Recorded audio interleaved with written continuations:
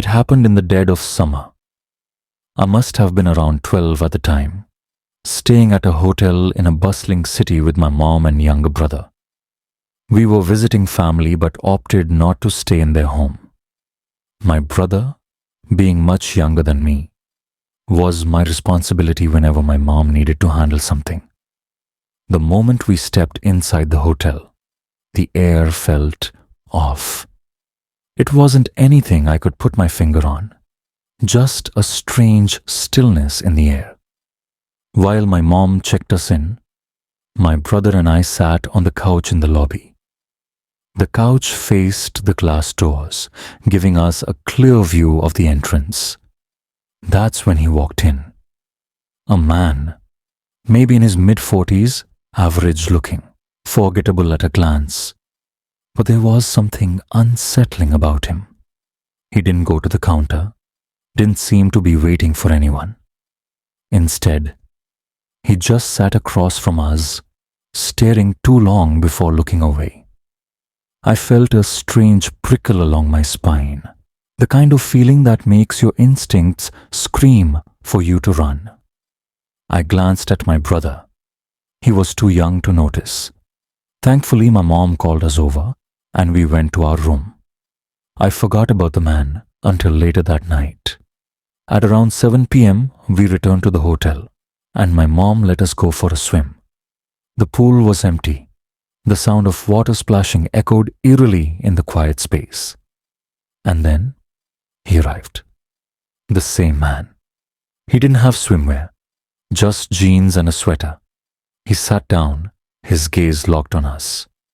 My mother stiffened. After 5-10 minutes, she whispered, "We need to leave. Now." We grabbed our things and left the pool. My mom hurried us back to our room, locking the door behind us. We put on a movie to distract ourselves, but there was an edge in the air. Something wasn't right. Halfway through the film, my mom got up to shower. That's when I heard it. A knock at the door. "Housekeeping," a voice called. It was late. Housekeeping shouldn't be here, but we needed an extra towel. Without thinking, I opened the door. It was him. That same unsettling smile, that same predatory gaze. My blood turned to ice. My voice caught in my throat. He tilted his head slightly and whispered, "How was your swim?" Before I could react, my mom emerged from the bathroom, saw him, and yanked me back inside. She slammed the door, locked it, and called the front desk. I begged her to call the police, but she refused. Instead, we switched rooms. We never saw him again. But I never stopped feeling like he was still watching. Years later, my childhood fear of hotel rooms still clung to me like a shadow. At 24, I found myself traveling for work, spending lonely nights in unfamiliar places. One night, I checked into a Comfort Inn in North Carolina. The room was standard, forgettable, except for the closet. I was watching Saw when I heard it, a crackling sound, faint but distinct. I told myself it was nothing. The paranoia of my youth. I turned up the volume and took 2 sleeping pills, desperate to drown it out. But the sound didn't stop. Just as I was slipping into sleep, the rustling grew louder. Then, fabric shifting, movement, a presence. I snapped upright. The room was suffocatingly dark. My hand fumbled for the bedside lamp, and then I saw him, a figure in black, hooded, 6'5", massive, standing over my bag, rummaging through my belongings. My breath hitched. He turned his head, slow, deliberate. My body finally obeyed me. I screamed. The man bolted for the door, vanishing into the hallway. He stole my wallet and my watch. But worst of all, he stole my sense of safety. At 21, after another explosive fight with my father, I stormed out of the house. With nowhere else to go, I checked into a cheap hotel down the street. The place was eerily empty.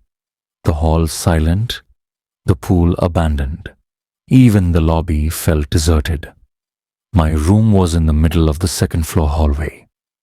Shortly after settling in, I heard a light tapping on the door. No one announced themselves. I ignored it. Then, the electronic beep of the lock sounded. The door creaked open.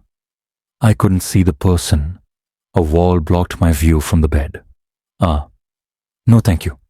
Not right now, I called out. Silence. Then, bang! The door slammed shut. My heart pounded. I rushed to the hall. No one, just the echo of retreating footsteps. I ran to the front desk, demanding answers. That must be Rosa, the woman at the desk said. I'll talk to her. Rosa. But something didn't sit right with me. When I returned to my room later that night, exhaustion weighed me down. I just wanted to sleep.